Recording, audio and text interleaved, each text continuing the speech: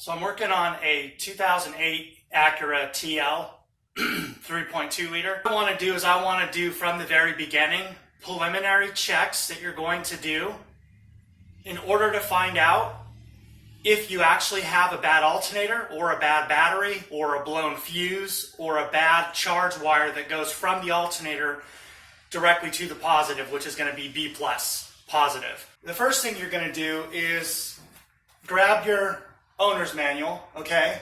And in this owner's manual, I looked it up to go to page 333, and this talks about where the fuses are located, okay? And then the next page shows what a blown fuse looks like, and then it shows the underhood fuse block, and it has all of the fuses and where they go, their identifying and corresponding numbers, and what they power and protect. And then it shows the interior fuse box. So this is valuable information. I just started the engine here, and as you can see, and it's running with the my 12-volt battery jump box, and as you can see, the battery light is on. One things we're going to do here is this is so you can verify that you actually do have a bad alternator. So we know the engine is capable of running and starting. We know the belt is good. We see that the alternator is physically on the engine and turning, and then we know that we've done all of our preliminary tests, okay?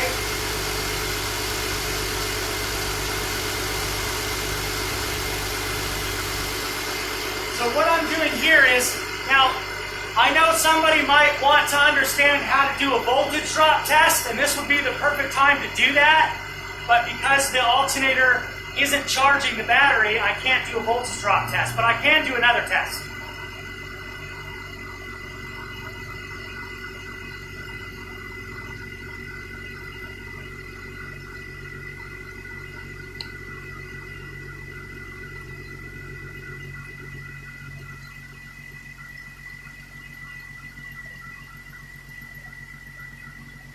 So as you can see here, I've got just battery voltage from my battery jump box. So I've got nothing more. I don't have any charge voltage.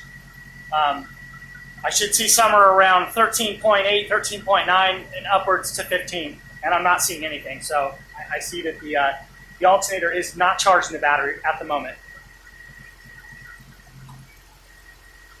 So then what else I can do is I put this on my volt setting here from 0 to 20 volts, if it's a manual setting type, not automatic digital multimeter, and then I'll go from the charge post to the positive side. And because there's no current flowing, this is not an accurate test, but it should show very, very close to 0, or maybe 100 to 200 millivolts drop at the most on this particular charge wire. So because there's no current flowing, I can't do an accurate test here. But what this can also show me is that when I leave the digital multimeter lead on the positive charge post on the alternator and go directly to ground, I'm going to see battery voltage. So I see battery voltage here, which is the same as the test that I did, just testing directly off of the battery.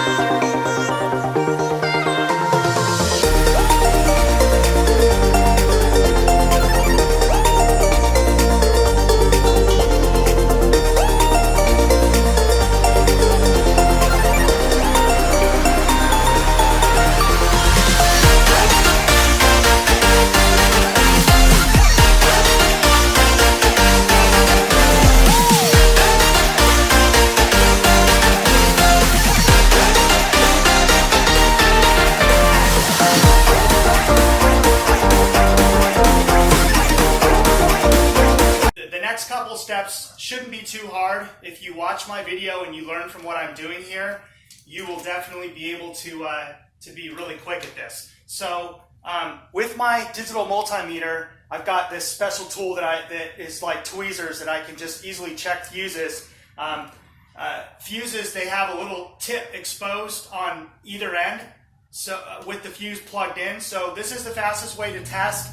I've been burned by testing them any other way, and I find that this is the best way to test them and not use a test light and not use a power probe. This is my way of doing it, and I never get burned on it. I don't want to get into all that. When I have an example, I'll make a video of that. But so basically, you'll set your digital multimeter. You'll set it onto continuity or the lowest ohm setting, and that's going to be able to get you set up in the right, if it's a manual type setting, digital multimeter. But if it's an automatic, then you would just go to the lowest ohm setting or put it anywhere, and it would automatically check. So what I did is I'm just going to show a couple here, and you'll hear a little humming.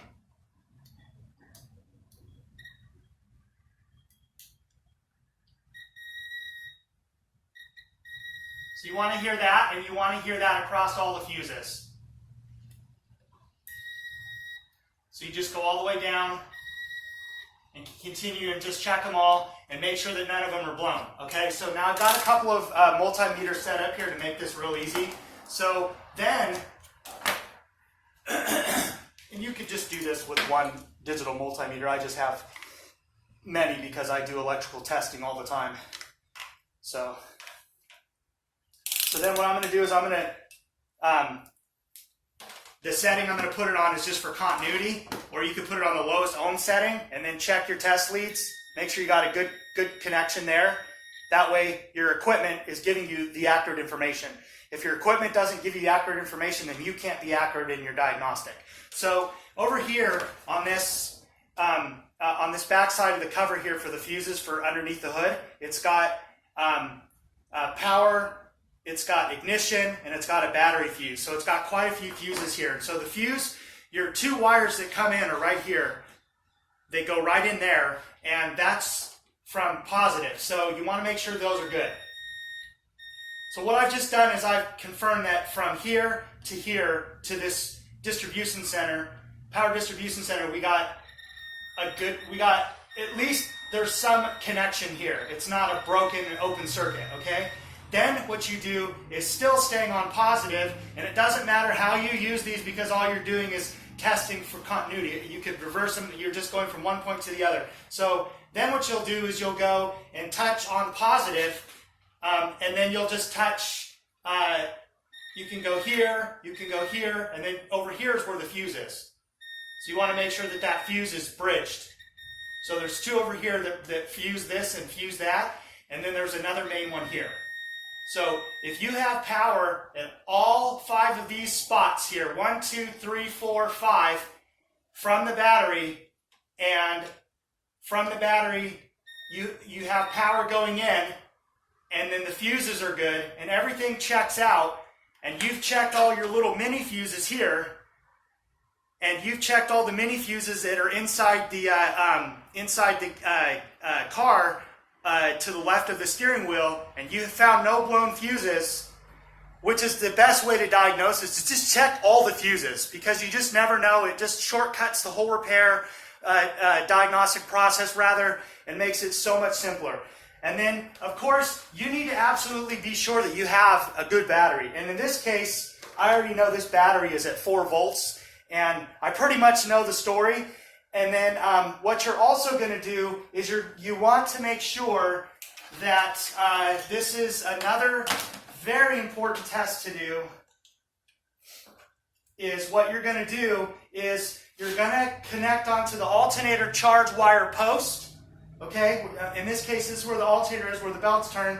You want to make sure the belt's on there first, okay? So make sure the belt's on there, because that could be your problem. So check to make sure the belt is on and tight and no issues, and that, I already know this engine starts and runs because I put a battery jump box on it and started it. So I'm going to go from the alternator charge post, and I'm going to go directly to positive, and I'm looking for an open circuit. And in this case, we do not have an open circuit. We have full continuity from the battery positive, B plus positive, going all the way to the alternator post charge wire. And so what that tells me is that I've checked. You got to know you have a good battery first, and I'm going to put it on a charger. I just don't have it on a charger right at the moment. And then you want to make sure you check all your fuses. You want to make sure you check your main battery fuses.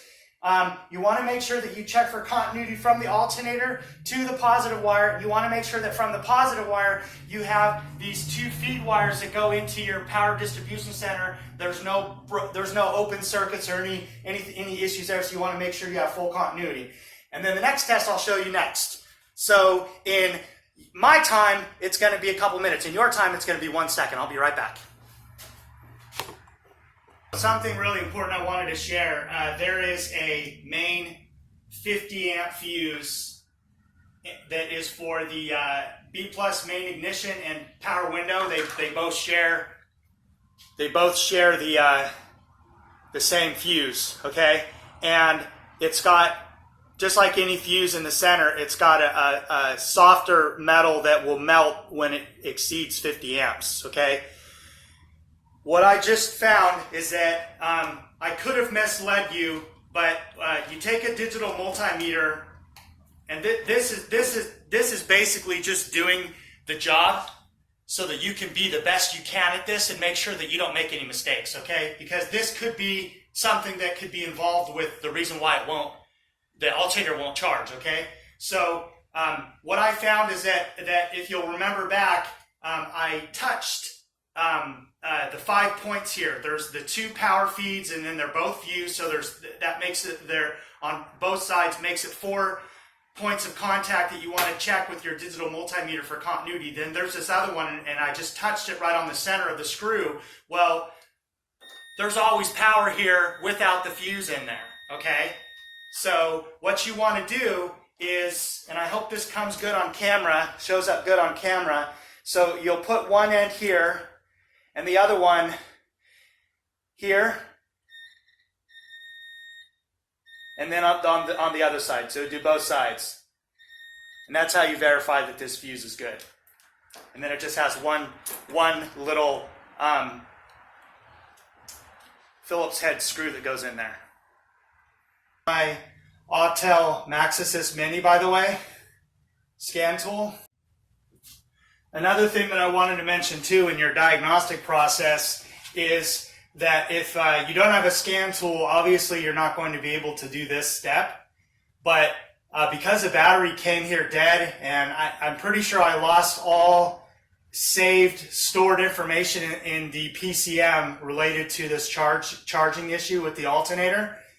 I don't think I'm going to get any information, but because I just had it running for a few minutes to do my other tests that you saw in the video, I'm thinking that I might have something. If there are any codes, no fault codes, and the fact that I'm able to communicate with the PCM and the network is usually a good sign that the electronics, the onboard electronics, are healthy and working. If you go and you plug in a scan tool and you're unable to communicate, and things aren't working in your car electrical wise, then you might have an issue with the computer. So it's really good to just do the basics brilliantly and just do all your tests and make sure that you're checking everything and you got all your ducks in a row, and just do your best to not skip anything. And if you just are thorough, that's really 95% of being an auto repair mechanic, is just being thorough. And that's how you'll get good and stay good.